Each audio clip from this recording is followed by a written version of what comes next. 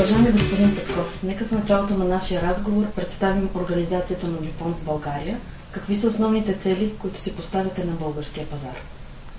Така, искам да започна с факта, че всъщност Дюпон България е създадена през 2008 година като дъщерна фирма на химическия гигант Дюпон.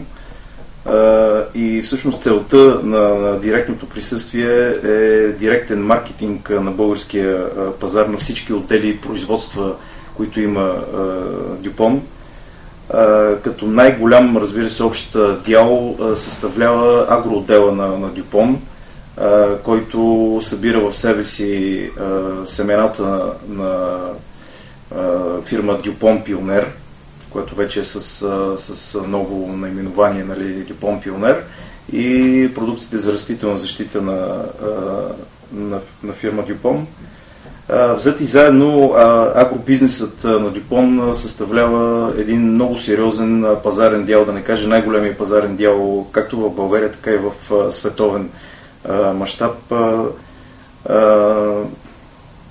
Стартирахме с екип, нали, през 2008 година от добре подготвени професионалисти, така, доказали себе си хора в сферата на агрономията, като до този момент непрекъснато надграждаме екипа и в момента имаме ясно обособени маркетинг отдел за регистрация и развитие на продуктите за растителна защита, логистиката, връзката с клиентите и най-важното всъщност това са техническите лица, които са позиционирани по региони и всъщност те са връзката с нашите клиенти и земеделските производители. Бих искал да кажа само нещо много важно, нали, което е характерно за нас, че колегите ни, които са по региони, нали, това е всъщност така, нашата концепция е да предоставяме наистина обективна техническа информация и те да подхождат към дадена ситуация, не водени от търговски стремежи, да се намери наистина най-правилното решение за даден проблем, възникнал при фермерите, и това всъщност е най-сигурният начин за изграждане на доверие и авторитет, нали, от даден специалист и фирмата като цяло. Какви продукти съдържа гамата за растителна защита и кои от тях бяха най-добре приети от българските фермери през изминалата година? Така смятам, че настоящото ни продуктово портфолио покрива най-важните култури, които така вземат най-голям дял в структурата на земеделското производство в България. Разбира се, има какво да се желае още от гледна точка това да предоставяме наистина комплексни растително-защитни програми за тези култури, но тук всъщност е и силата на Дюпон, тъй като Дюпон остане една от малкото фирми в световен мащаб, която продължава и инвестира ежегодно огромен финансов ресурс в нови технологии, в изнамиране на нови активни вещества, които са в основата на нови продукти за растителна защита, генериращи в себе си революционни нови качества. А всъщност тези нови качества са по-широк спектър от неприятели, по-висока ефективност срещу неприятелите, нов начин на действие, който всъщност е основното средство за борбата срещу резистентността. Също така по-безопасни за околната среда и човека. Тоест, в следващите 1-2 години, в момента Дюпон има под регистрация или в процес на регистрация много нови такива продукти, които предстои да излезнат на българския пазар, и т.е. те ще се включат в тези комплексни схеми за растителна защита и тогава наистина ще имаме едни завършени такива схеми, които ще можем да предложим на нашите клиенти.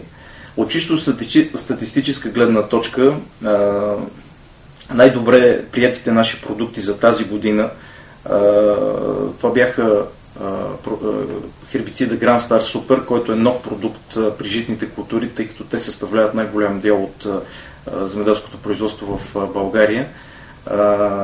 Той е наследник на един изключително добре познат хербицид при тези култури Grand Star, но събрал в себе си тези нови качества, които споменах, т.е. той е комбинация на две активни съставки, което при всички случаи удължава спектъра на действие, нали, срещу плевелите, за които е регистриран, при запазена 100% селективност за културата, и това всъщност е нещо, което отличава този продукт от всички останали на пазара, т.е. той може да се прилага в един изключително голям диапазон от трети лист на културата до флагов лист, нали, което е така едно изключително предимство за един хербицид без какъвто и да било риск за културата.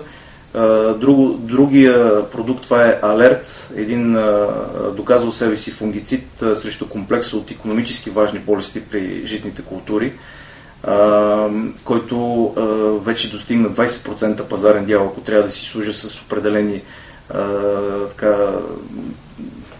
цифри, нали, в това отношение. Нещото, което всъщност тази година също има един така много сериозен скок, това е и технологията Експрес, която ние заедно с колегите от Dupont Pioneer предоставяме от няколко години на пазара, но тази година особеното е, че има нови хомозиготни хибриди, които са с подобрени продуктови характеристики, качествено нови характеристики и с повишена толерантност към хербицида Експрес на Дюпон, т.е. така наречената Експрес-сън технология при слънчоглед, която така доказа себе си, че е най-гъвкавата технология по отношение на възможности за приложения с партньори и така фаза на културата, и срещу най-трудните за унищожаване всъщност плевели, каквито са ботрака и паламидата, които са невъзможни всъщност за унищожаване при конвенционалната технология за отглеждане на слънчоглед. Също характерно при Дюпон това е, че фирмата е позната при производителите с своята богата листа от продукти и всъщност хербициди при царевицата. Ние разполагаме с 5 такива хербицида, и то при всякакви ситуации, нали, от ранно вегетационно третиране до коригиращо третиране срещу опорити плевели, каквито са баура и едногодишните житни плевели, както имаме и чисто комплексни решения, каквито са, например, Титус Плюс и Принципал Плюс, който предстои пък да пуснем следващата година. Т.е. те са срещу целия набор от плевели, житни, широколистни плюс баур, за ранно вегетационно третиране, защото са така комбинация от активни съставки, действащи на принципа на синергизма срещу този комплекс от плевели. Също бих искал да добавя за експрес-сън технологията, нали, че доказа себе си като технология, която дава гарантирано високи резултати дори и при засушливи условия, които в България вече все повече стават така характерни, и висока масленост, която тази година фермерите се убедиха, че има значение, особено при реализацията на продукцията. Бихте ли разказали повече за последните иновации на компанията и какви реални ползи могат да донесат те на българските производители? Значи ще акцентирам на тези продукти, които фирмата предстои и са вече регистрирани на този етап, но следващата година ще се появят на пазара, нали, като за първи път, тъй като нямам право, нали, да говоря за продукти, които са под регистрация, които ще се появят в рамките на 2-3 години. Така че следващата година чисто в маркетингов план ще се появим с 4 нови продукта. 2 от тях са насочени към културата рапица, която култура не са много на брой продуктите, които могат да се използват при нея, особено пък срещу наистина проблем, какъвто са широколистните плевели, и то от групата на кръстоцветните, какъвто е синапа и дивата ряпа. За сега няма продукт, който наистина да бъде селективен срещу тях. Това е следващата година, очакваме да се появи през есента хербицида Салса, който всъщност е насочен срещу тези плевели. Друг продукт за рапицата, това е новия инсектицид, който предстои да пуснем следващата година на пазара, това е Авант. Един продукт с ново активно вещество, нов механизъм на действие, който е насочен срещу проблема в рапицата, рапичния бръмбър и хоботника, който за разлика от сега съществуващите на пазара продукти, има едно доста продължително действие, което може да спести, например, влагането или употребата на два продукта, което при всички случаи спестява разходи. Другото нещо, другия продукт нов, който ще се появи следващата година на пазара, това е Principal Plus. Това е една тройна комбинация от активни вещества, насочена срещу целия спектър от плевели при царевицата за ранно вегетационно третиране, точно в тези фази, които са най-важни за освобождаване на културата от плевелите, от конкуренцията на плевелите, за да може тя да формира един потенциален добър добив. Особено е удачен в случаите, когато поради засушаване имаме непроявено действие от почвените хербициди при царевицата. Друг продукт, който следващата година, всъщност това е добре познатия ланат, инсектицид с системни свойства, ще се появи на пазара. Не толкова като нов продукт, колкото като добра алтернатива за смучещите неприятели, които са изключително голям проблем при производството на зеленчуци, както в оранжерии, така и на полето.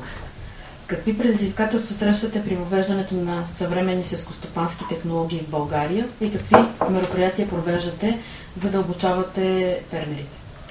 Значи при всички случаи, и това може би не е само типично за нас, а и за колегите от другите фирми,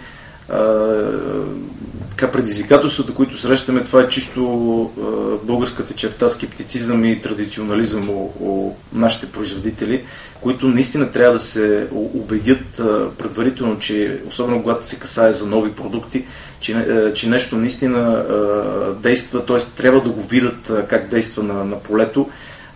Имаме едно мото в фирмата, че да видиш, тогава се уверяваш, когато нещо работи както трябва. Тоест, затова и имаме една широка програма за регионални демонстрационни опити, както самостоятелно, така и с колегите от Дюпон Пионер, на които опитваме се да събираме максимално голям брой от фермери по региони, които да могат да се убедат наистина с очите си в това, защото едно е да им го кажеш в зала, с презентация, едно е да им го покажеш на полето наистина в така наречени бойни условия, как действа един